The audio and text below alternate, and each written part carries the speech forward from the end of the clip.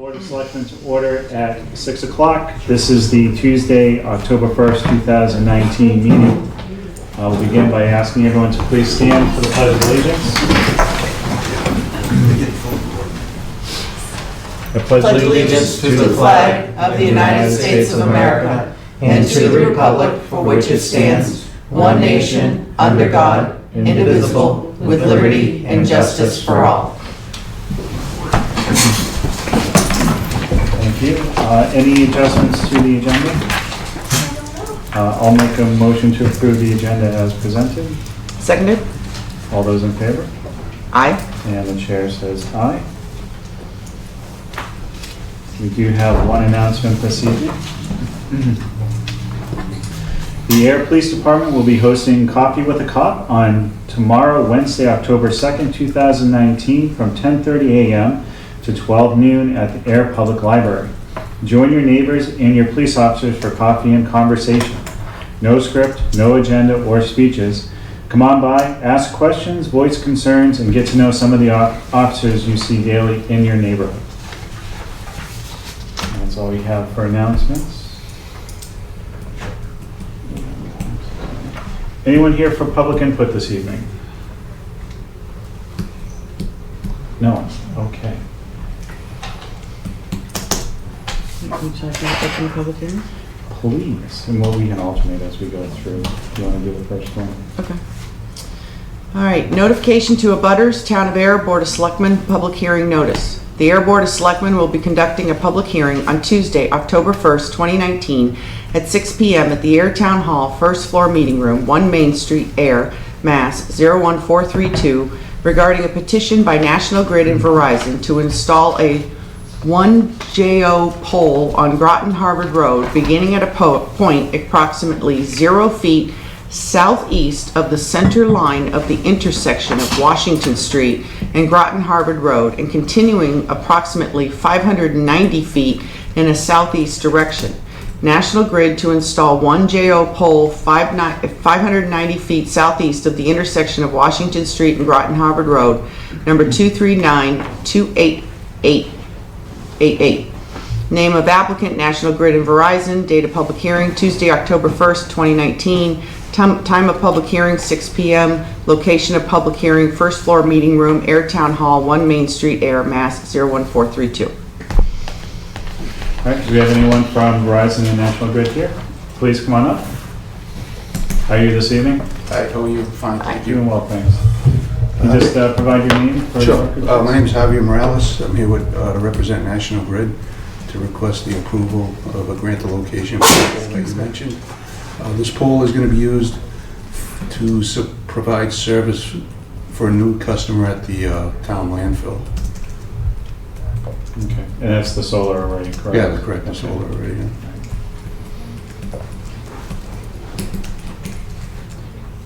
And there was no, we went through there's nothing on the department reviews, correct? Nope. You have any questions? Very straightforward. Yeah. So, I'll make a motion. Let me get back to that page. I read it right. I make a motion that the Board of Selectmen approve the petition for the joint or identical pole locations in the 1JO pole on the Groton Harvard Road, beginning at a point approximately 0 feet southeast of the center line of the intersection of Washington Street and Groton Harvard Road, and continuing approximately 590 feet in a southeast direction as outlaid in the packet. I will second. All those in favor? Aye. And the chair says aye. All set? Right. Thank you very much. Thank you.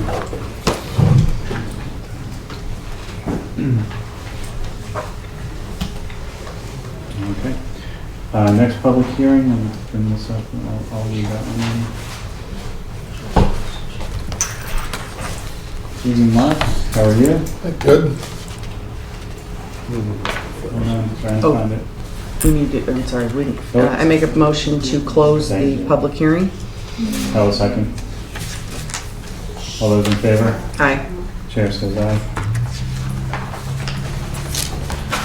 Now we're ready for the next. Okay.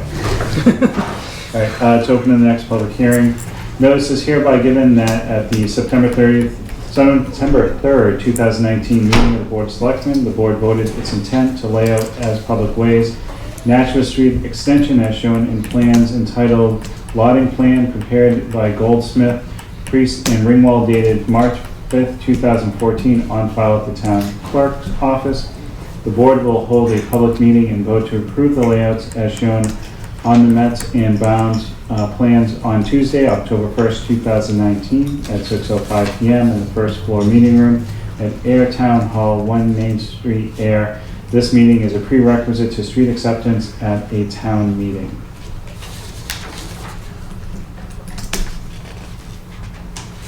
Well, evening, Mark. Thank you. So we have, the first project is approved subdivision by the planning board. It's at the end of Nashua Street. We call it the Nashua Street Extension. It's an 8-lot subdivision, and the developer has petitioned to get approved as a town way. And so we have inspected it. It's in conformance with the approved subdivision plans. And so we recommend that the selectmen lay out the street as a town way. I'll make a motion to lay out Nashua Street Extension as a town way as presented. Seconded? All those in favor? Aye. Chair says aye. That's the form. I'll make a motion to close the public hearing. Seconded? All those in favor? Aye. Chair says aye.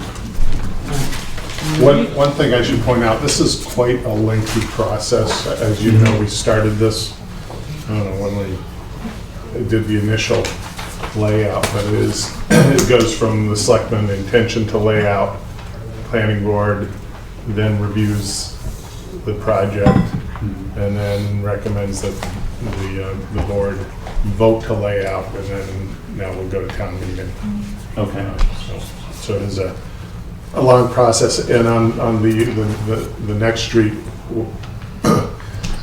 we twice missed the timing on it, and that's why it's been delayed a number of times. So there is quite a long schedule to get this accomplished.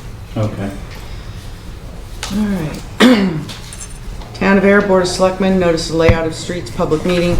Notice is hereby given that at the September 3rd, 2019 meeting of the Board of Selectmen, the board voted its intent to lay out as public ways Norwood Avenue within Elizabeth Estates, Highland Avenue to approximately 235 feet south of Washington Street, as shown on plans entitled Elizabeth Estates Definitive Subdivision Plan prepared by David E. Ross Associates, dated May 3rd, 2006 on file at the town clerk's office. The board will hold a public meeting and vote to approve the layouts as shown on the Mets and Bounds plans on Tuesday, October 1st, 2019 at 6:08 p.m. in the first floor meeting room at Ayer Town Hall, 1 Main Street, Ayer. This meeting is a prerequisite to street acceptance at a town meeting.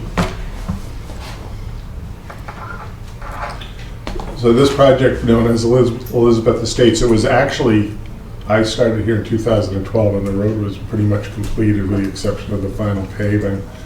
So it's been maintained by the developer right up until we if we vote to lay out the road. It does, if you're familiar with the site, the existing Norwood Ave ends right about here. And so this was a continuation down to Highland Ave. We do have a punch list that he's completed everything except one item, and we're trying to negotiate or trying to coordinate with National Grid. He needs to pave a trench at the end of Highland Ave, which basically what I've said, if that's not done at town meeting, then we'll withdraw the article and we'll have to start the process over again. But what happened was the National Grid came through and put their gas right through that, so it's delayed getting that done. But everything else is done.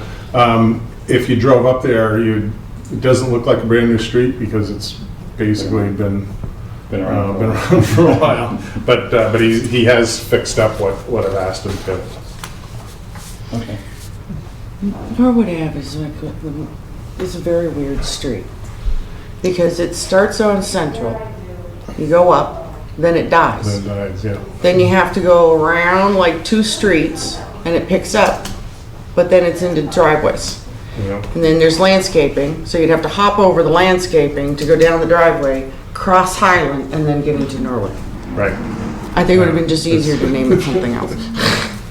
Well, I think there's some houses that were on Norwood for that one little short stretch. Yeah, but I mean, it's just, And, but it, I mean, it literally drops dead for like Right, 2 yeah, streets. Yeah, I know, from, Because there's a little dirt road From next to Williams, 50 Cambridge, yeah, right, which and has then- always been a dirt road that no one's ever been allowed on, and that's actually part of Norwood. right, yeah. And I then know you it would have to runs go up- around. It runs up And through then- through yeah. Shanahan's. Yes, and stuff. question in the audience. So I would like to, I'm a resident of Norwood Avenue in Elizabeth Estates. I would like to petition against it because as I've raised to PWD many times that there is damages on the road, which have come through by the builder, because my house was the last house to get constructed on the road. Okay. There are some damages on the road and also to the driveway. And certainly I don't think the public should be paying for damages. What kind of damage to the road? It's basically the cranes which he used for construction. There's all of those marks on the road.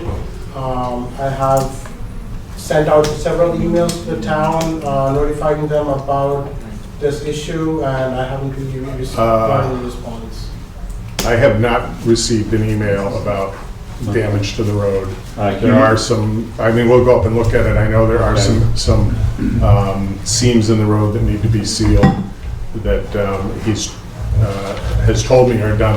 I did not inspect those, but for the most part. And one of the other issues is, like I said, this road's been constructed for about 8 Right, years but now. it's still, so- even And so- if the so damage we're- was before, it's not Right. our responsibility. Well, it's things like if you drive up, and it's the same thing with all the streets, they put in a Cape Cod berm, which I have recommended against to the planning board, but the planning board keeps approving it. And then the first winter, it gets dinged up, and every winter when the snow plows go through, it gets dinged up. So if it's brand new, like for instance on Nashua Street, they replaced it. But on some of these other ones, it's, I don't feel that it's their responsibility to give us brand new Cape Cod berm, where the road's been actually completed for several years. If it's severely damaged, then they do replace it, but if it's just got little divots here and there.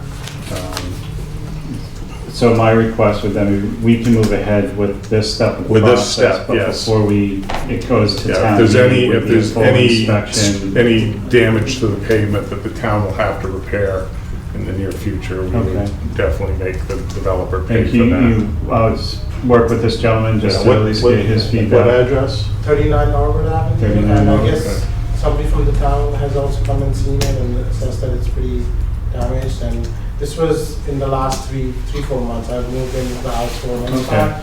So that's where the damage happened. So I do not agree that it was from before. It was certainly done as part of the construction of the house, so I do not agree with that. Okay, assessment. so we're gonna make a motion to move it through this step of the process. The final step is at town meeting in a few weeks. The Okay. DPW will go and inspect it. If the damage is significant, Yeah. we're gonna ask that they withdraw the article, or work with the builder to get it taken care of before town meeting. And you'll also have another opportunity to speak at town meeting if you still don't agree with, if it moves forward, you don't agree with the So there are like 4 process. houses on the street and I'm speaking on behalf of Okay, one of them, so. yes. I'm from actually North Shore Street Extension, so sorry to go back there. No, that's But, okay. Yeah, so we are actually on lot 1, so if you can look Go at the map. back. So the driveway which is built for the lot 1 is actually built from lot 2.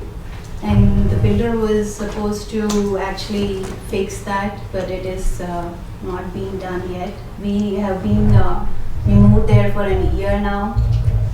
So we didn't hear, I mean, nothing has been done about that. So last week when all the roads were finishing up, the builder told that he's going to finish up and put the driveway into our lot, but that was not done. Is that part, should That's that be not part of process? this, that's not part of the street acceptance, the Okay. driveway is. So that's more between you and the builder Okay. than with the town. So regardless of Right, yeah. that, Yeah, we're just It's not laying gonna out impact the the town, actual the street road, not acceptance. the lots and the driveways and if it was an easement for the town, then that would be a concern, but. okay, but it's not, Right. okay. I apologize, I missed you the first time around, Oh, sorry sure. about that. So what about the street lights? I mean, like, is it something part of the road plans or? Well, There that's are a- no street lights. That's another sore issue. When they approved the project, well, when we reviewed the project, I recommended street lights. The planning board approved it without street lights. So there's no infrastructure for street lights in the road. There's not really anything the town can do at this point. If the town at some point wants to add street lights, we can look into how we would do it, but that would be at the town's expense because the Planning board approved it without it, Yeah. okay. And just Yes. by way of background, this subdivision and the neighboring one on Pleasant Street Extension were both submitted about 2 days after the town meeting unfunded the planning board during the summer of 2014. Okay. Yeah, so just a little background on to that. Yeah, it's a little dysfunctional at that. Yeah. One of the advantages, just for the purpose of the audience, to having the street accepted as the town is now, the town, technically, we can't plow that street, we can't do any maintenance on the street. Once it's accepted by the town, then it's our responsibility to maintain the road. So if it needs to be repaved, we can repave it. And we have some streets in town that have been subdivisions for quite a number of years, 20, 25 years, that aren't accepted streets, that need to be repaved. And there's taxpayers living there that have been paying taxes for all these years, but they don't have the luxury of having the town maintain their road. So that's the advantage for the residents, for having the town accept it. So, Mr. Chairman, in regards to the Norwood Ave, because we have to approve the warrant tonight so that it can go to the printer, right? Because it has to be at the printer by Friday, I'm assuming? Okay, so, wait a minute, let me get my head back on. So basically, we could make the motion approved with conditions that, the final review and then, at town meeting, if it hasn't been done, you can Yeah, so request say- that the article be yeah, So withdrawn. it'd be pending, Yeah, I'm pending comfortable with approval that. of all Yeah, punch okay. lists. All right. So I'll make a motion that the board approve the notice of layout of streets for the Norwood Avenue within Elizabeth Estates as long as the, how do I want to word this? Pending DPW review and acceptance? Yeah. That'd be- Yeah. Yeah, pending DPW review and acceptance, yeah. I will second that motion. All those in favor? Aye? Chair says aye. It's approved. Okay. I'll make a motion to close the public hearing. Second? All those in favor? Aye. Chair says aye. I'll take this one. Notice is hereby given that at the September 3rd, 2019 meeting of the Board of Selectmen, the board voted its intent to lay out as public ways Haywood Meadow Lane from Station 9+00 to Station 20+73.53, Holly Ridge Road from Station 0+00 to Station 13+68.54, Apple Blossom Drive from Station 0+00 to Station 5+00, as shown in a plan entitled Ridgeview Heights Definitive Subdivision Plan of Land in Ayer, Massachusetts, dated March 1999, as prepared by David E. Ross Associates Incorporated, and on file at the town clerk's office. The board will hold a public meeting and vote to approve the layouts as shown on the Mets and Bounds plans on Tuesday, October 1st, 2019 at 6:11 p.m. in the first floor meeting room at Ayer Town Hall, 1 Main Street, Ayer. This meeting is a prerequisite to street acceptance at a town meeting. So I'm interrupting. I'll get your feedback, if that's okay. Thank you. This is another one of these projects that you can see it was approved in 2004. It's been hanging around, but it was actually not completed until, I want to say, probably about a little over a year ago. It was pretty much completed. Okay.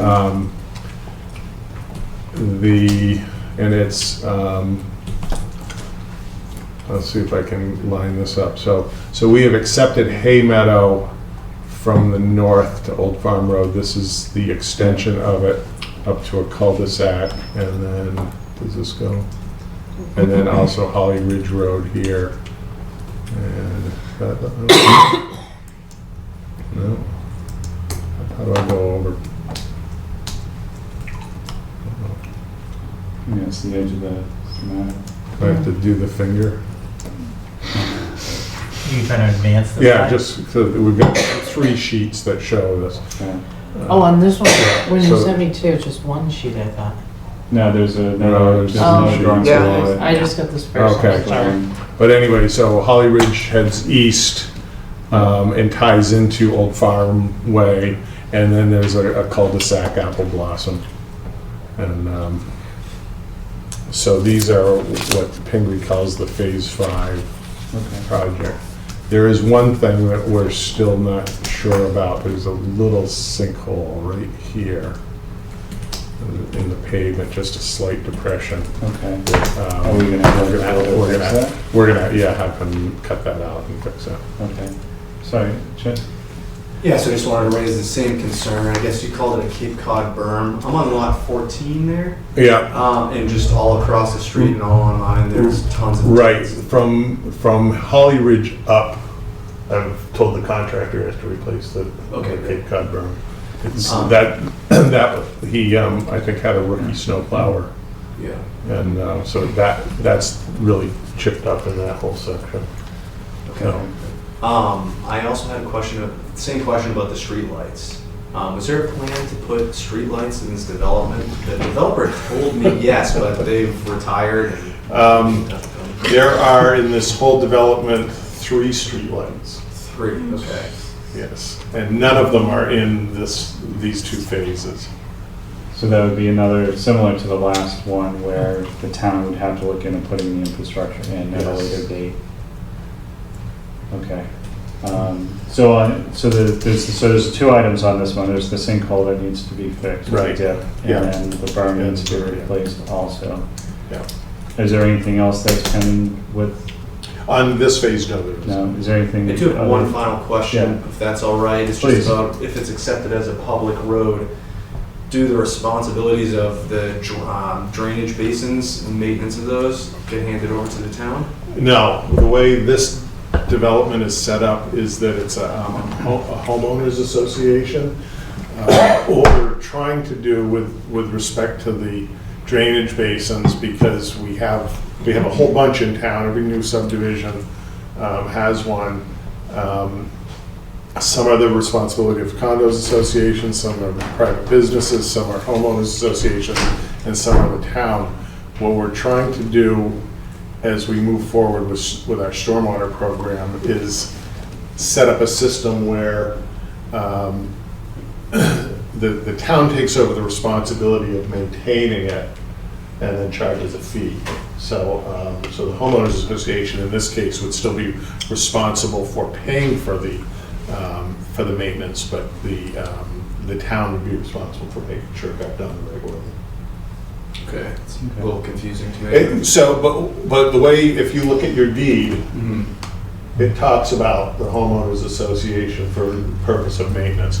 The Right. town maintains all of the pipes and catch basins in the street. Okay. We just don't maintain the actual retention basins. Okay, all right, that makes it clear. Thank you. I'm sorry, can you say your name and address, please? John Ducey, 171 Hay Meadow Lane. All right, thank you. Yeah. Yes, Robert, Mr. please. Chairman, members of the board, just a minor point that was brought to the town clerk's attention and mine today's, and it doesn't affect anything, but Apple Blossom Drive is actually all one word. So As is Hay Meadow Lane. as is Hay Meadow Lane. So just, we're going to change it on the warrant. It doesn't change anything legally, but we did get some calls from residents that Apple Blossom is all one word. See, I was looking at that because if you look in And- our DPW records, Apple Blossom is 2 words. Right. So, because I've seen it both ways, but so Okay. the town clerk So has it. we'll as fix one that. word. Yeah. Okay, all right, excellent. Anything else from either regarding this one? No? Yeah, one of the things too, as I mentioned, with the, technically, the school buses are not supposed to go on roads that aren't accepted by the town. What we did in Pingree was, we got the developer to provide additional insurance for the school buses. But that's another advantage to having it as an accepted street, is that now the town can run the school buses up there, and it's not an additional cost to anyone.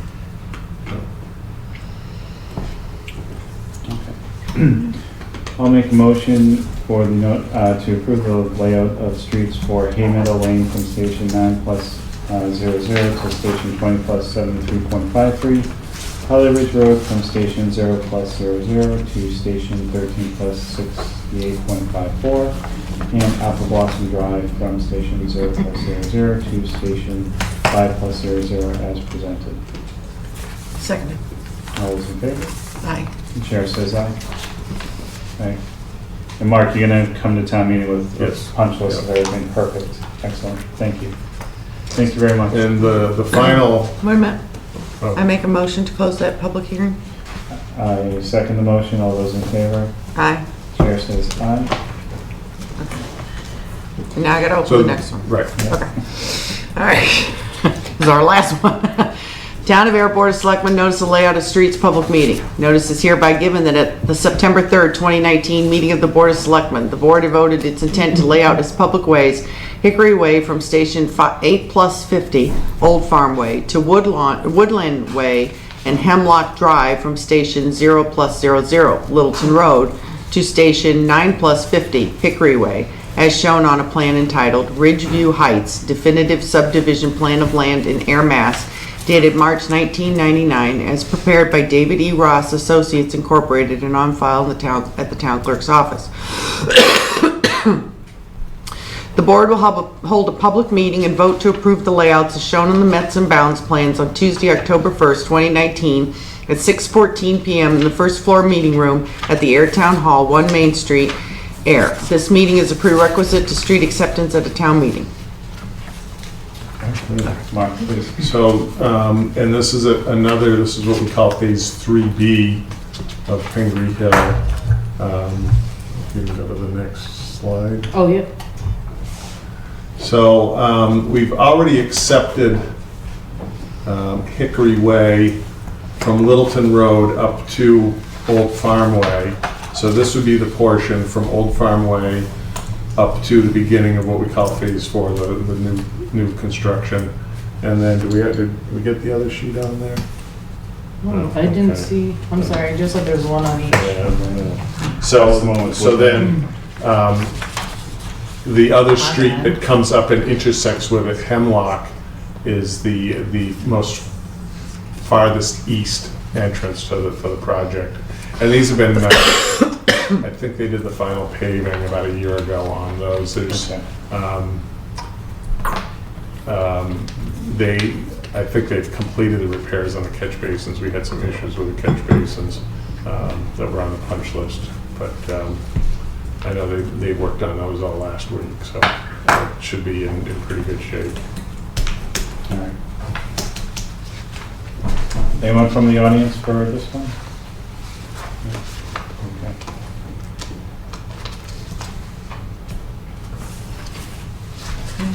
I'll make a motion to Approve the layout of streets for Hickory Way from Station 8+50 Old Farm Way to Woodland Way, and Hemlock Drive from Station 0+00 Littleton Road to Station 9+50 Hickory Way, as shown in plan entitled Ridgeview Heights Definitive Subdivision Plan of Land in Ayer, Massachusetts, as presented.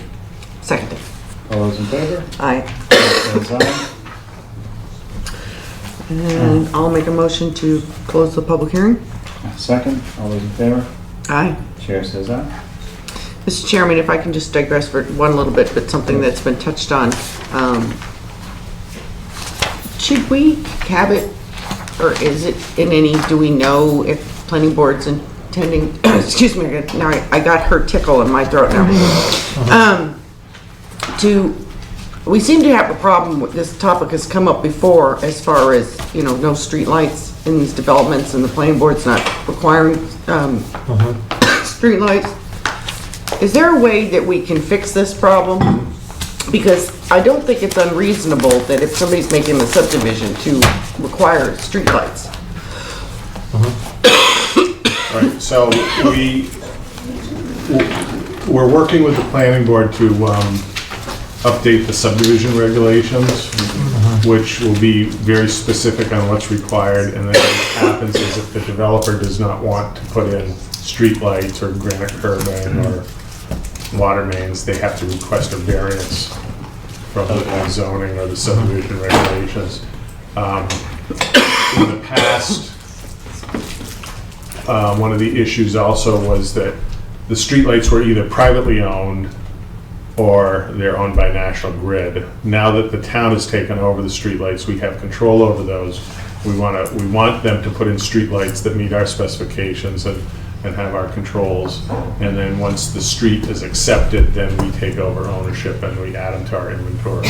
So I think the planning board is starting to, or the newer planning board has come around and realizing that they need to listen to what the police department, the fire department, and the DPW, And even the residents.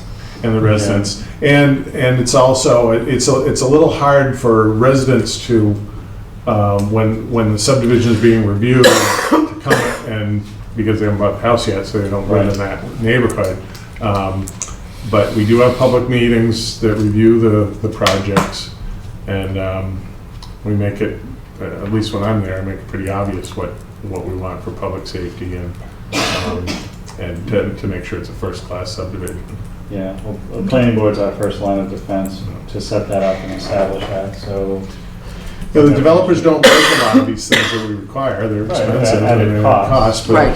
they're gonna be maintaining it for 2 or 3 years, and then the town's gonna have to live with what's left. And Maybe we need to twist the conversation a little bit and show how it'll improve their marketing of their own construction company and whatnot, is that how thoughtful they are in listening to the residents and the concerns of town officials. So I think we need to turn around the message a little bit. That's all right. Okay, thank you. I'll give you those originals tomorrow. Sure, I think the town clerk has to sign them. Yeah, we'll do that tomorrow. Thanks. Thank you, Mark. Up next, we have the Conservation Commission to Wetland Bylaw Overview. Oh, welcome. Thank you. Hi, everyone. I thought we'd start by reading word for word the draft of the bylaw. Oh, fantastic. I could use a nap. Only if as soon as you're done, we get to go to bed. So we have been working on our bylaw. Current Article 26 is woefully outdated. Nobody knows when it was even passed. I think maybe back in the 80s or somewhere. 1968. Or before. Stone Age. Go ahead. Next. So Ayer is a very water-rich community. Over 13.5% of our town is surface water or open water.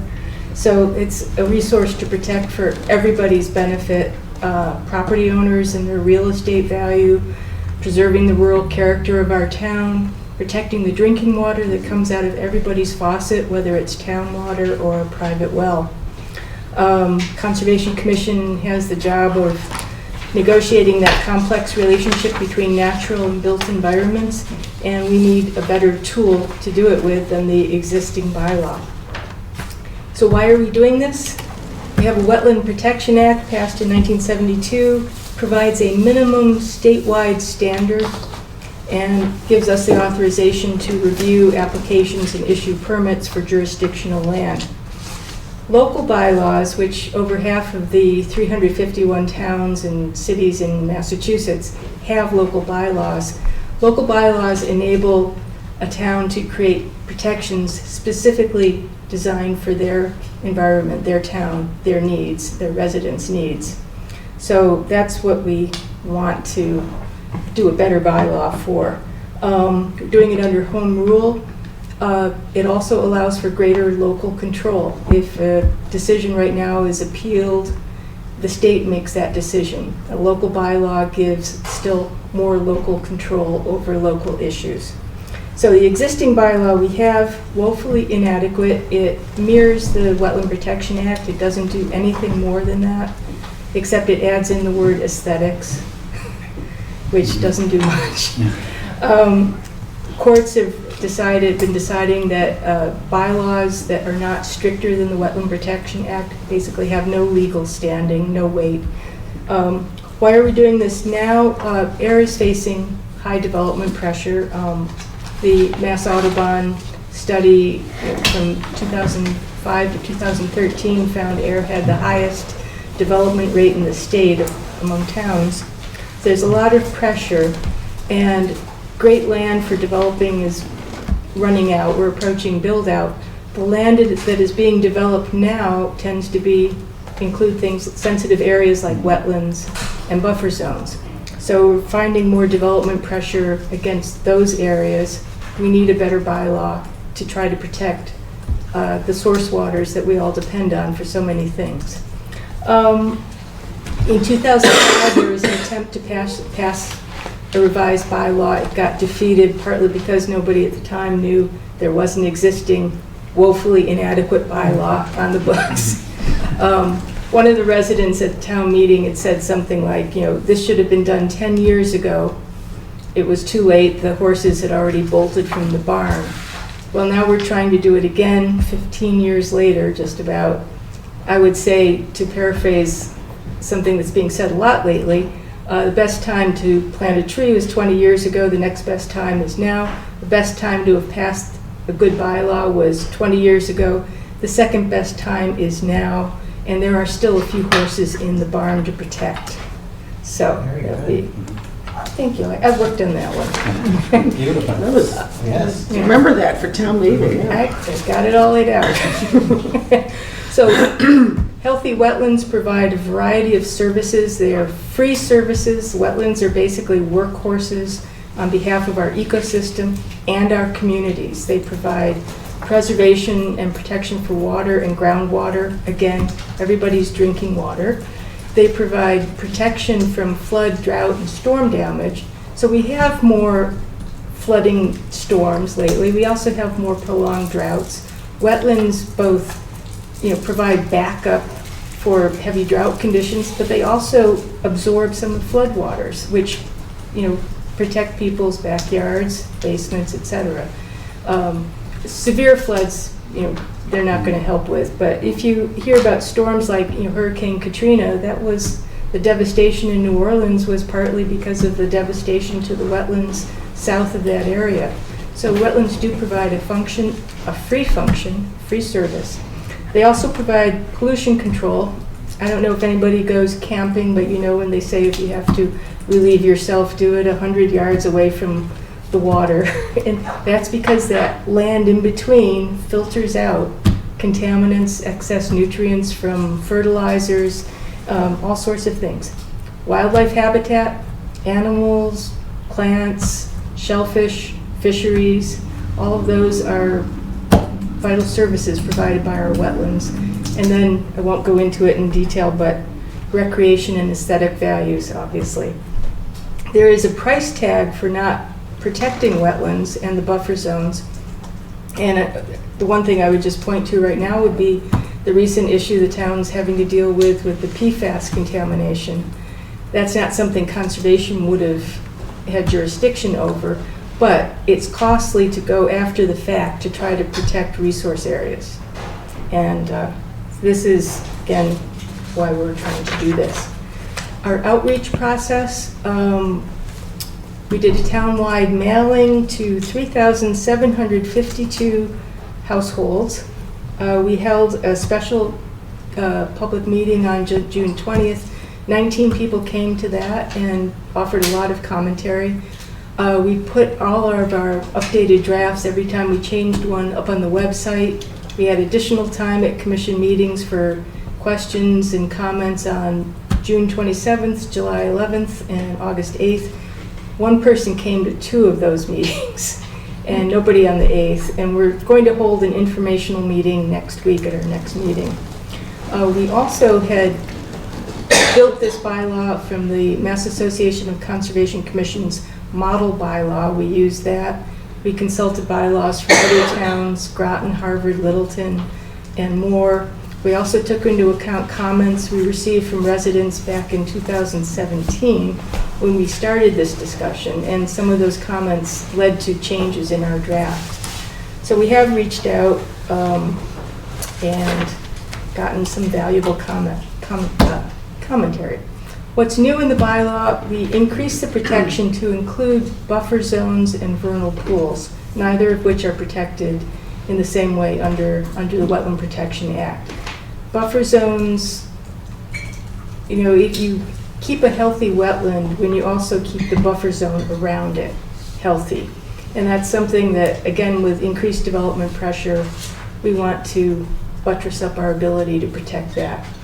Vernal pools, if you have a vernal pool in your backyard, it's surrounded by lawn right now, you're going to keep having that vernal pool surrounded by lawn going forward. But if we're talking mainly there about undisturbed land that we want to protect. Coordination with other boards, this just formalizes that we're going to take into account what the building inspector or the Board of Health or the planning board or others have to say. The ability to write regulations, that would be new, which other towns are all doing. There's an appeal process for that to Superior Court. We're investigating if there's a middle way possible that wouldn't involve that step, but perhaps town meeting or the Board of Selectmen. But in regulations, we could develop specific performance standards that evolve as the science evolves. We could provide more clarity about what we're looking for in applications, which will save time and money on the behalf of applicants, particularly when they're paying for engineering services. We've expanded the abutter notification from 100 feet to 300 feet. It allows residents to be better informed and to show up at our meetings and offer feedback on projects that are big. This would have made a difference in some of the solar projects in town, I think. Provision to require bonds on large developments. We've had a few instances where a developer has pretty much finished all the money aspects of their projects, sold properties, and then sort of disappeared or gone out of business. And then the town has in the past had to pay for some things to complete a project. This allows us, and it's not something that would apply to small projects, but large projects, that we could get a bond. Developer can't get that money back unless they've really completed everything that we've permitted, that we've, that's part of the agreement, and get a certificate of compliance for the project, then we can release the money back. So it protects everybody to make sure, like some of the comments earlier, that things are done as they're supposed to be done. We have also added a category of minor activities, and this was addressing comments we received in 2017 where people were like, you mean if I want to dig up a plant and it's in the buffer zone, I have to put in a new shrub, I have to go before the Conservation Commission? And we're trying to say, no, not really. If you're digging something up and leaving a 5-foot pile of dirt for 3 weeks right next to a wetland area, yeah. But if you're digging up a plant or you're doing a minor project that's a one-day or a weekend project, as long as you're not damaging the resource area, and you can always check with our agent to make sure, we're not going to require people to come before us for something like that. And that, what would count for minor activities are things that we would specify in regulations. What the new bylaw would not do, doesn't impact existing conditions or structures. It does not allow us to enter property without prior notification and consent. The Wetland Protection Act as it stands just says that we can enter private property to perform duties. Our bylaw makes that a bit stricter. We would require prior notification, consent. It protects residents better than the existing Wetland Protection Act. It would not prevent new projects or development, but it will ensure that they are done right. And it does not prevent appeals that challenge our decisions. Again, Superior Court would be the way that's written up, but we're trying to find a middle ground too. So, questions? Concerns? I guess the only concern is, which I think you've done a great job of getting the information out there, is for that information to be absorbed in by everyone at town meeting.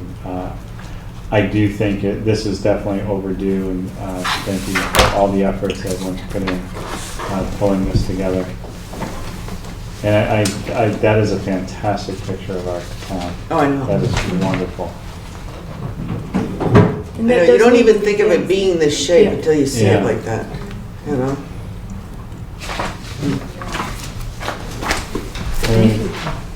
Any questions, Connor? No, I think she was right on point. It was very good. And George, I want to say, has been a fantastic chairman who has been steering us through these things very efficiently. Excellent. Mark, you have a question? I just wanted to make a comment. I was on my town's conservation commissioner for a number of years, and we got some feedback from the town manager that our local wetlands bylaw was stifling development in the town. Because like the two of the neighboring towns didn't have them, so developers would come in and say, well, why should I build in your town when I go to Wakefield and do whatever I want? So we formed a work group that did a very intense evaluation of the wetlands bylaw and found that it actually assisted developers because it was clarifying what the commission was looking for. So they could come in and present their project and know, these are the rules we need to follow. There were a couple issues. We have in our town, we have an isolated wetland definition that every mud puddle in someone's backyard tends to be an isolated wetland. So it's not really a value of a wetland resource. One of the things that we did do that was very helpful, and I don't know if the commission has done this, we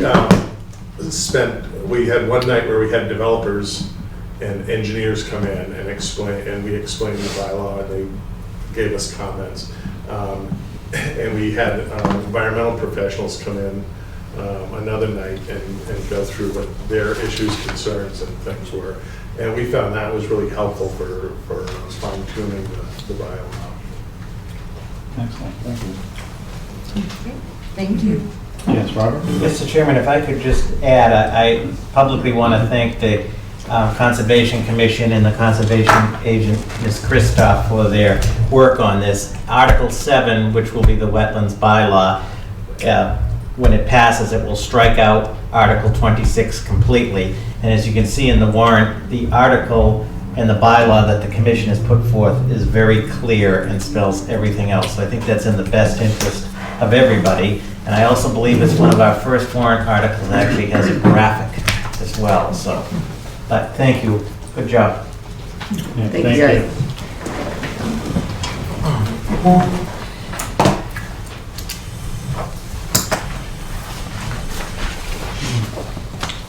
Next, we have the special fall town meeting warrant for approval. Mr. Chairman, Yes. what I propose to the board is sort of like what we do with the budget. There are 15 articles, is just read the article and the topic, not the whole article. And if folks have questions, want to speak, like we do, say pass on that. And I would just, there are 15 articles. 4 of them are public ways, which the board conducted the public hearings on, so that has been covered. Article 7 is the wetlands bylaw, which we just had the overview on. The first 3 articles, Articles 1, 2, and 3, are financial articles, and just in full disclosure, I discussed with the chair of the Finance Committee that I am meeting with them on October 9th, and they will report on all 3 at town meeting, so you'll see where it says Finance Committee to report at town meeting. So if that's the pleasure of the board, in the interest of time, we'll just... I'm happy with that. All right. Excellent. So Article 1 is payment of prior year bills. There were 2 prior year bills, requires a 9/10 vote. Article 2 is a transfer of borrow authorization for the Spectacle Pond PFAS project. What it does is it takes the Article 14 authorization from 2018 for Grove Pond and transfers it to Spectacle Pond. You'll see it's $3,570,000. Some of the original borrow authorization was expended on Grove Pond. That's the remaining, so that would reprogram it to Spec Pond, since the Army will compensate on Grove. Requires a simple majority vote. Article 3 is the borrow authorization for the Parks and Recreation Building. And Mr. Chairman, through you, as I mentioned at the last meeting, we had viable bids come in. Unfortunately, the bids were over the appropriation that is available for the Parks project. I did meet with the Parks and Rec Director, Mr. Thomas, as well as Mr. Wetzel and Ms. Gabri, and it is in the best interest of the project that we proceed with the bid, but we're going to need additional funding subject to town meeting. And the $250,000 is an up to borrow authorization that would cover it, as well as any unforeseen within reason contingencies. And I do see that the chair of the Parks Commission, Mr. Mayo, is here, and Mr. Thomas, if the board has any questions for them. My only question on that one, what was the original amount that we approved? $600,000 was originally approved. Okay. But about $75,000 of that was for design and permitting. So that's already been done for the most part. Okay, so this is just additional to cover, because the bids were coming in much higher than anticipated. Mostly due to, and Mark can certainly speak on this better than I can, the climate for bids in the public sector. Since we had our original estimate given to us a couple of years ago, has literally gone through the roof. So that's where what we thought we needed before turned out to be not nearly enough. Okay, and we've seen that in other projects too lately. All right, thank you. Yeah. And if I apologize if I mentioned, the Parks Commission did vote to recommend this course of action. The project has been value engineered. We met with all involved, rebidding it. Unfortunately, there are costs to rebidding it, and we don't anticipate a better bid than what we have. Okay. Article 4, 5, and 6 are zoning bylaw amendments through the planning board. There will be a presentation by the planning board, which is required by law, on them. Article 4 has to do with the yield plan requirements. There was the original zoning bylaw that has passed since it's been put in practice. There are some issues there that this corrects. Article 5, and you'll see on Article 5 has to do with accessory apartments. Accessory apartments were originally left out of the zoning bylaw amendment, subject to further due diligence by the planning board and the building commissioner. So accessory apartments are now included in the zoning bylaw. And Article 6, which has to do with inclusionary housing that provides density bonuses and inclusionary housing language, which is in the spirit of the town's ongoing affordable housing efforts. Article 7, which you just heard an excellent overview of, is the Wetlands Protection Bylaw. Sorry, it's long. Yes, It's long. it's the meat of the warrant. Can we read through that? Yes, just wanted to. We can each take a piece. Yeah. Article 9, which the board has heard from Mr. Benoit previously, is the zoning bylaw amendment for the West Air Village form-based code. Oh, you forgot Article 8. Oh, I'm sorry. Yep. Yeah, it was buried. Good catch, yep. I'm sorry. I'm still trying to get through the wetlands bylaw. There we go. Yeah. Yeah.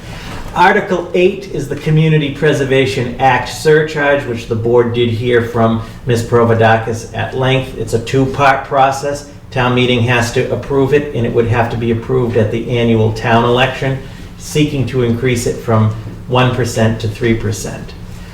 Article 9 is the zoning bylaw amendment for the West Air Village form-based code. You've heard from Mr. Minoyan on this on West Main Street. The only change since he last came to the board when he went to the planning board is they renamed it to the West Air Village form-based code instead of Mitchellville that they had before. There will be a presentation, we think, on this one, so stay tuned. Does that include a guitar? Articles 10 through 14 are the street acceptances that the board conducted the public hearings on, and as Superintendent Wetzel mentioned, if those criteria are not met, on occasion we've had to do this, an article will be withdrawn. Article 14 and Article 15, which I think we should talk about briefly. Article 14 is a bylaw amendment to Bylaw 1, which seeks to change the date and time of the annual town election. And that seeks, as the board has discussed, seeks to make the annual town election be held on the second Tuesday of May, with the polls open from 7 a.m. to 8 p.m. And then let's go to 15 for a minute, and then I will come back. And then Article 15 seeks to amend Bylaw 1 by making the annual town meeting shall be held on the fourth Saturday of April each year, commencing at 10 o'clock in the morning. A policy decision also for the board, as you'll see at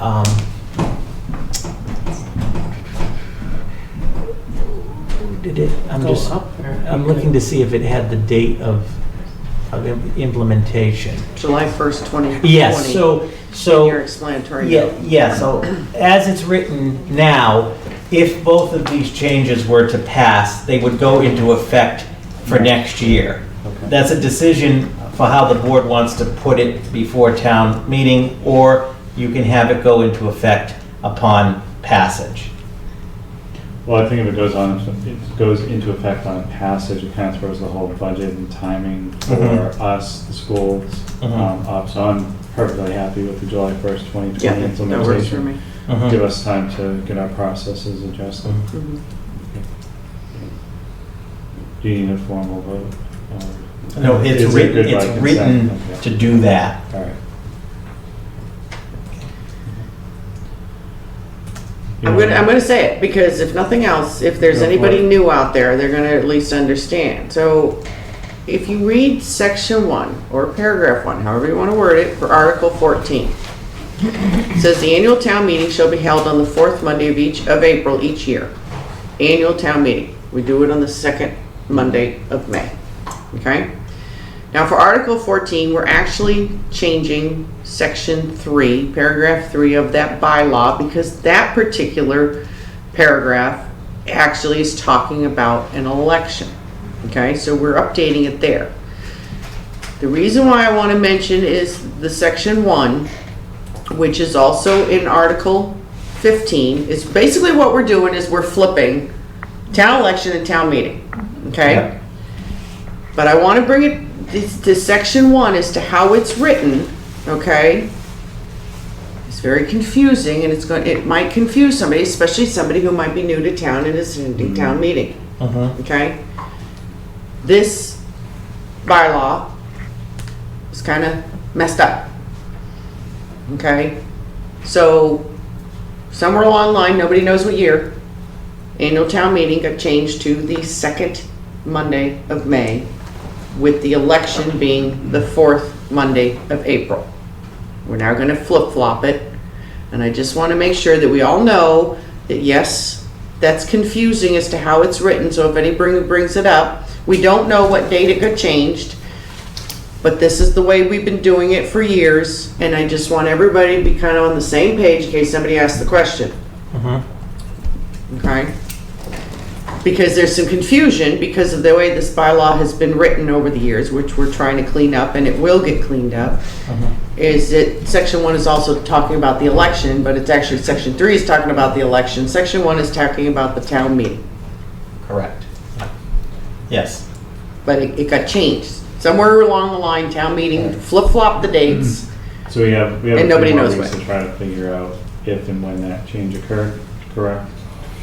The search continues, Okay. and I understand exactly what you're saying, Selectman Livingston. The search continues. Article 1, that's legally what Article 1 is, and I don't think anybody in this room would have written it that way. Oh, it's a mess, yeah. Right, but we cannot tie it into, the only thing we can find is in 2015, the only change to Article 1 was the 2/3, that the moderator can declare a 2/3. We will continue to search, and it is confusing, and we'll be prepared at town meeting to do our best to explain. As written, Article 14 will, as Selectman Livingston said, change the order of the election, and Article 15 would move annual town meeting to the 4th Saturday in April to commence at 10 a.m. And both articles, if passed, would go into effect July 1st of 2020, so they'd take effect a year. So we'd still be on the same schedule for this year one last time. So I have a follow-up question then. If Article 15 as presented fails, then our bylaws say that town meeting is on the 4th Monday of April. Will we be changing our town meeting schedule going forward I just put my notes on that. for 2020? Right, which would be ironic because Article 14 is asking to change the town election to the Yeah. second Tuesday of May. Well, I Okay. understand that section 1 is town meeting, section 3 is Right. for the. But if my 15 concern if 15 got disapproved, and we have to follow the bylaw the way it's What's on the written, books, correct. the only thing we didn't get was the Saturday. Correct. And that's, Yeah. so is Article 15 open for amendment on town meeting floor? Would be, Subject to the subject to the purview of the moderator. all right. Mhm. But amendments would be in order. All right, excellent. Anything else? James? No? Okay.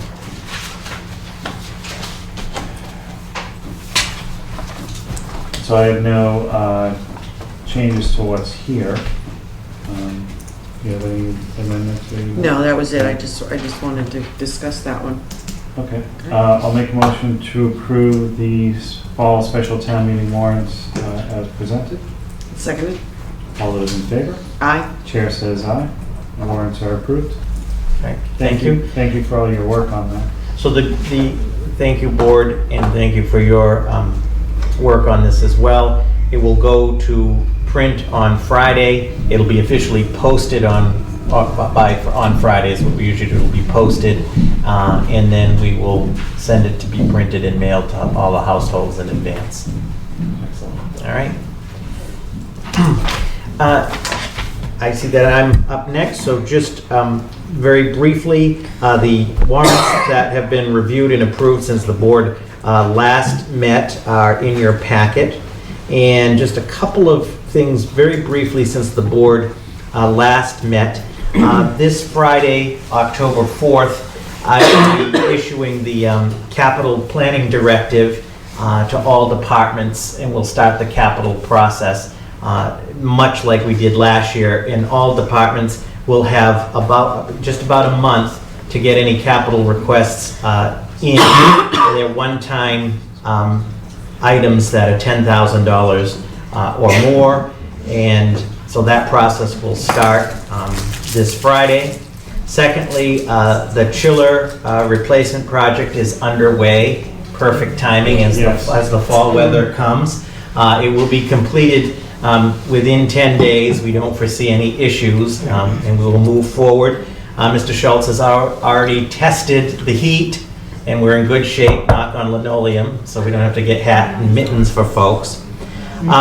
The board, I did transmit to the board, and for your signature, if it is the board's will, was the letter to support Representative Harrington's bill to designate Fort Devens the official military and veterans museum in the Commonwealth. I did meet yesterday with Dr. Malone, which under new business we can perhaps discuss the fields. And last night, September 30th, we had a very successful initial public forum on the senior center feasibility. We were very pleased. We had about 50 seniors from the community in attendance, so it was a full house. The consultant was there. We did 2 different visioning exercises. Many department heads were there, the COA board, which I appreciate, and the board will the consultant is going to compile this information. The survey for seniors is still open for 2 weeks. It's available at the BOS office, the library, the COA, and the DPW, and it is online as well. So that's going to be open for about 2 weeks. Obviously, not everybody could be there, and then we'll get an initial report from there. So there was a lot of good discussion. It was a good event, and we will continue to move that process forward. Cindy will be officially posting all that tomorrow. We Yeah. just have to wait for the link for the online survey, so we'll roll it out tomorrow morning. Yeah. So, and then with that, of course, we continue to work on the budget process. We have another rate review committee meeting coming up. And obviously, some time was put into the special town meeting warrant, so. Yeah. Yep. And we have to get by board schedule. Yes, we've got to schedule the buy board. I'll connect with you on that. Okay, if there aren't any questions from the board, then in terms of action items, the first item is an appointment to the Cultural Council. I'm respectfully recommending that the board appoint Mr. Peter O'Clair of Ayer to the Ayer Cultural Council for a term to expire June 30th of 2022. I'll make a motion to appoint Mr. Peter O'Clair of Ayer to the Ayer Cultural Council for a 3-year term to expire on June 30th, 2022. Seconded. All those in favor? Aye. And chair says aye. Does this bring them up to full? One more open vacancy, seat on that but one? they went from no quorum to That's 8. fantastic. Yeah, That's they did a good. great job Good recruiting. feedback. Yeah. The next item, and it's of course the purview of the board, but with the calling of the special election for Tuesday, December 3rd, per the Secretary of State, there to be no public meetings in a polling place, so we will have to reschedule December 3rd, and I just wanted to get the discussion You can do it started. in the Shovel Club, right? Sounds I good. think that'd be nice. Yeah, so I don't know if you want to, look at your schedules and so forth. I just put it Yeah. on here to start the discussion. That gets around to the, some of the school activities, so I do need to just double check the Yeah. school calendar with some Yeah. items. But I'd be happy to try and meet just some other time during that week. I'm good on the, I'm pretty sure I'm good on either that Wednesday the 4th or that Thursday the 5th, but I've already had calendar issues, but I know that the following week is no good.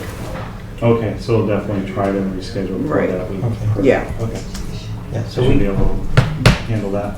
Okay. Thank you. And for the next item, if there is an objection from the board, I'd ask the town treasurer and tax collector, Barbara Tierney, to come up to the table. And we have a request for the board to recertify the acceptance of the child legacy account, and I'll have Barbara give a brief snapshot on what we're asking. So, go ahead, Barbara. So back in 1998, there was a $10,000 donation set up that is in the time capsule at Main Street Bank next door. It's a 100-year CD, and it is going to be for the use of the the town for recreation and cultural purposes at the time of it being opened in 2098. It I was won't be around. voted, I'm sorry? I won't be around. I can be either. It was voted and accepted back in November of '98 by that select board at the time, with the provision that it be reviewed by town council first. And then it didn't happen. So we have now had it reviewed by town council. They have accepted and reviewed that it is a gift and a donation to the town. And we are now just looking for the current board to re-accept the gift. So officially. So in 1998, this thing was supposed to be reviewed by town council, they didn't. It's a time capsule that can't be opened till 2098. Right. And now in 2019, we've had town council look at it and we're gonna certify it. So what happened is Which means in 2098, town council may not like it, but Truth is stranger than fiction. So in my initial tin search when I first started here, I did discover the account. Yeah. And it's currently worth about $49,000. Oh, wow. It's a 100-year CD. It's at a 5.2%, which is a really good CD rate right now. And it's meant to benefit the children of Ayer at its time of release. So I was hoping just to get it so we can officially accept it, get it on our books, and keep track of it. So in 2098, we'll have full reign and be all set and good to go. I'll make a motion to accept the child legacy account as requested. Seconded. All those in favor? Aye. Chair says aye. Great, thank you Thank so you. much. Thank you for finding it. Thanks. Yes. Yes, but when Barbara had started, members of the board, she did a comprehensive review of all potential accounts and so forth, and we knew a couple would turn up, and this was one of them, so good work. Kind of a pleasant surprise. Yes. The next item to the board, as we're moving forward with updating the town's American with Disability Act, the ADA plan for the town, one of the things that Ayer has struggled with is having a full and active disability commission. And in the almost 10 years that I've been here, the only member has been Mr.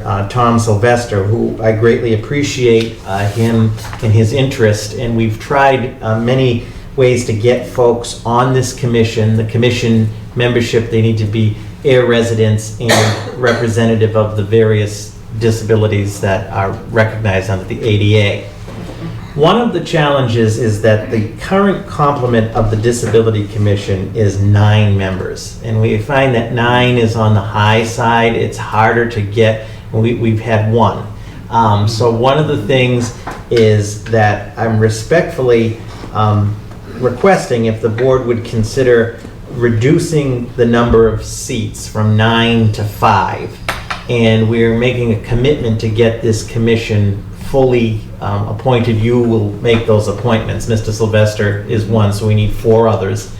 I think 5 is much more realistic in terms of getting folks on, but also quorums and so forth. And we had this similar issue with the with the Cultural Council. However, because of the Cultural Council, that complement required an active town meeting.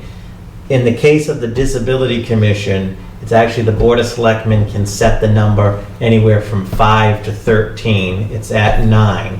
And so I'm respectfully requesting if the board would consider voting to set the number at 5. And I'm hopeful by the end of the calendar year would be my goal to be coming forth with some appointments for you.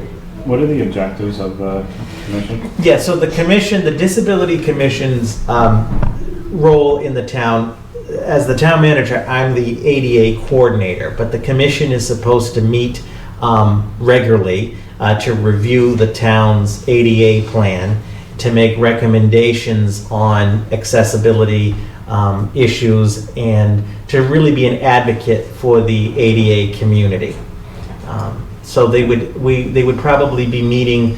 In many communities, they either meet monthly or quarterly or as needed to discuss the plan and other improvements that may need to be made. We're also finding, and I appreciate Mr. Sylvester's willingness to work with us, increasingly on a lot of grant applications, they're now looking for the Disability Commission to have weighed in, especially on a lot of applications doing with infrastructure improvements. So they would also play a role in that.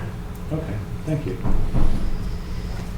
I have no problem with this. I have no problem either. I'm wondering if it's still a high number, but we'll give it a shot. So I make a motion that the Board of Selectmen set the Air Disability Commission at 5 members to be appointed by the board. I'll second that motion. All those in favor? Aye. Chair says aye. All right. Great. Thank Thank you. And as I mentioned, we're going to be doing some advertising and outreach. And of course, if the board knows of any potential candidates, that would be great as well. Lastly, respectfully recommending that the BOS vote to approve a one-day beer and wine license for St. Mary's Parish's Oktoberfest to be held on Saturday, October 19th from 4:30 p.m. to 9:30 p.m. I have no issues. No? I make a motion that the Board of Selectmen approve the one-day beer and wine license for St. Mary's Parish for October 19th, 2019. I'll second that. All those in favor? Aye. Chair says aye. Members of the board, as always, thank you for your time, and that completes my report. Thank you, Robert.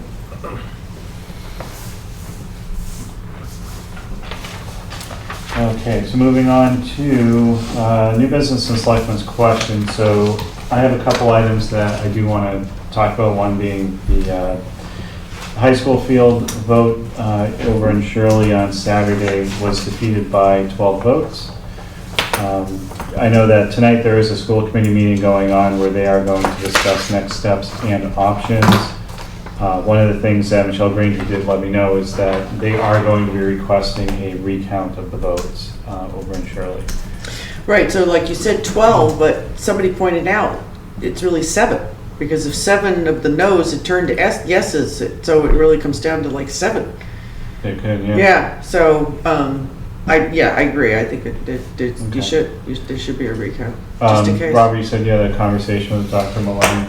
Yes, members of the board. So Dr. Malone came to see me yesterday afternoon, and she had indicated to me that a citizen in Shirley would be requesting a recount of the vote where it was so close, and as you had mentioned too, it's really 7 or however you look at it. Right.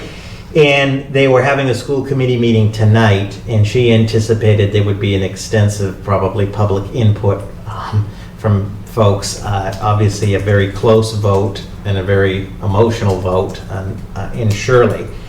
And how we left it, I mean, she obviously, there are things that she and the school committee are immediately concerned about, the condition of the track. Some of the things we've talked about before that have to be addressed. If they're not addressed, they're just going to have to shut it down, and that's unfortunate.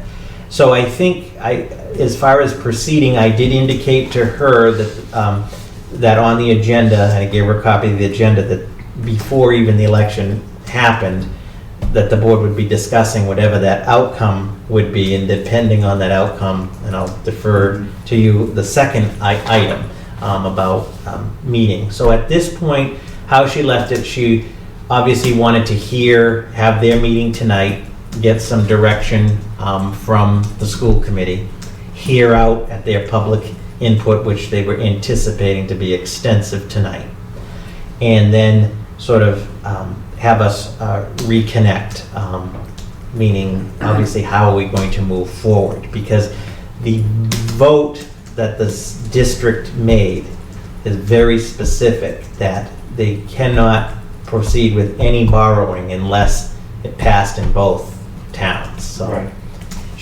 we did not get into any specific solutions yet, but it is a issue to be addressed and resolved. Yeah, so it's the second time that the voters has voted on the bar, and second time that it has been defeated. So I think that from our perspective, begrudgingly, we just need to let the school committee figure out what their next step forward is.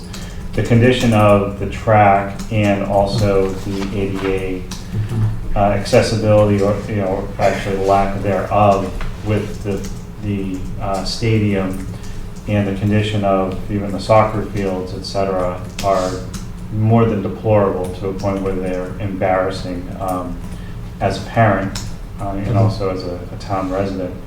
So I think we need to let them figure it out, which does kind of lead into the next item. So Dan Gleason had mentioned in an email earlier this year, I think about 2 months ago, regarding the regional leadership meetings that we used to have, which were originally after regionalization occurred. The goals of those were to open up lines of communication in an open forum between Shirley, Ayer, and the regional school district. Unfortunately, they never really were very productive. They turned into a lot of arguing and bickering back and forth. So just for clarification, it was like the board, the Ayer board, the Shirley board, and the school committee? So it was, oh, actually, it's the, so from the schools, it would be the Ayer Shirley Regional School Committee, the superintendent and their finance manager. From Shirley, it would be their Board of Selectmen, Finance Committee, their town manager, and their finance manager. From Ayer, it would be Board of Selectmen, Finance Committee, Finance Manager, Town Manager. So all the financial individuals and policymakers coming together. My recommendation is, I think, I agree with Dan, I think we need to start opening up the lines of communication, because the fields are just kind of, in my opinion, kind of the tip of the iceberg with some of the problems that, or frustrations that we're having with the schools and funding. Ayer has a long history and clearly a desire to invest in our education, and I think we need to figure out how to make this work between the three entities and let them, you know, I guess the question to Shirley, my question to Shirley would be, what would be an acceptable project, you know, or price tag? I mean, I feel like they're just looking more at the price tag than anything else. So what I would like to do is let us try and organize and run the first meeting. Okay. To set up, one, so we can actually run the meeting, which would really would be the goal. Also to kind of set out objectives of the body itself. You know, for the first meeting, I think it's important to get some information on the high school fields, or get some opinions about that. The other items, which is actually where we left off in the last meeting, is coordinating the capital plans of Ayer, Shirley, and the schools. And then just really start discussing how we can get better communication. Because I think if we go in with a specific agenda and specific objectives from our perspective, hopefully the meeting will stay on track, it will be fruitful, and we can hit our objectives of just opening the lines of communication, getting a path forward. Because right now, after 2 votes, my assumption is that the school committee won't look for the full project again to be put to vote. So my guess is they would piecemeal it out, because I think there would be a lot more blowback in Shirley if they just went similar project for the 3rd time. But that's just my personal opinion. I agree with you. Yeah. But you know, to be honest with just some of the things that I was seeing, even, and I agree that they're going to have to look at like more of the immediate stuff and bringing down the price. That right now Shirley is so raw over this thing that it could end up blowing up. Anyways, I will say, you know, the first vote, even when Ayer was voting, I do want to say I think the rhetoric out of the pro-field individuals was actually horrible. You know, even as someone supporting the field, some of the stuff that I saw on social media back and forth was just uncalled for. And that's part of the problem is now that we have social media involved, people can hide behind the keyboard and they can just, you know, kind of be nasty to each other without any real ramifications. So I'd like to see maybe before we get into maybe in November, before we all get into our budgets, just if we can maybe squeeze in one evening to get everyone together, as much of everyone together as we can. So Robert, I'll ask you to just reach out to Dr. Malone, and also the town manager and Shirley, and just kind of get their feedback if they'd be open to coming together for a meeting, and, you know, express our desire to set objectives and agenda and kind of try and stay on point. Mr. Chair, I will do that when I met with Dr. Malone, because of course the leadership predates her time as the superintendent. She was not opposed to that. We agreed that having a structure, some parameter to the meeting, and perhaps Ayer taking the lead to have that discussion. And lastly, I think we can all agree, regardless of the tensions out there, the superintendent did stress to me that it is still a regional school district, and we need to have Ayer and Shirley, you know, working together. And that was not a criticism of either town, but emotions are very high right now, not necessarily at this table, but up the hill, I think, as we speak right now. So I have not spoke to my counterpart yet in Shirley, but let me touch base with Dr. Malone and Mr. McGovern and Shirley, and that the intent is that Ayer would like to host. I think that's key. We need to have this discussion as you, like, okay, how do we move forward? Because the track is years beyond where it should have been yes, replaced. and the ADA compliance issues are a huge problem, and they have to be done. So, okay. It's actually better to watch the football game outside the fence near Page Hilltop than it is to be in the stands, because you get a better view. And that's that. So why don't what I will do then for your next meeting is on October 15th. If we could just keep your number 2 item as new business, and I'll just report. We can further discuss. I'll reach out to both of them and we'll try to shape it. November would be the ideal time. Also, we're going to happen to see the Shirley Town Manager next week, too. Oh, right. We will see him at the Devon's. So, maybe we can have this kind of a little friendly. Sounds We don't want to argue. Let's all just sit around the table, we'll bring cupcakes, whatever, and have a conversation. Cupcakes would be nice. Yeah. Plus, perhaps there'll be there'll be some more information after tonight's meeting. Yeah. So. But no, I mean, I know we're laughing about the cupcakes, but no, I think that if we could just, like you're trying to say, is we need to just sit down and have a conversation. Yeah, the early couple of years of the region were tumultuous, because it was very tumultuous. There was a lot of arguing about the assessments and the budget of the school, personnel that the school had kept on after the merger. So I'm hoping all of those have died down not to the degree that they were. I mean, I think a couple of times Robert and I were ready to hide under the table. It got so fierce. But hopefully we can have some constructive discussions and just figure out the best path forward. Because at some point, we need to figure out how to coexist between the three of us. And, the schools have needs, and if Ayer is going to support those, we need to figure out what's going to get Shirley support. And it does frustrate me that it has to partly be that approach where we feel, to a degree, held hostage by the town that has fewer students, but unfortunately, it's the way the regional agreement is written, and we have to respect that. Right. One last thing, Please. Mr. Chair, just publicly, just to clarify, because when you mentioned, I refer to them as keyboard warriors, that's my word, but there's a lot of misinformation. Just to be clear, as the vote stands in Shirley, the debt exclusion did not pass, and per the school committee's own vote, no money can be borrowed on that project, just to be clear, because there's a lot of chatter out there, and people are saying that the school committee will now just, ram this forward, or what have you. Right now, the pause button has been pressed. Thank you. Thank you.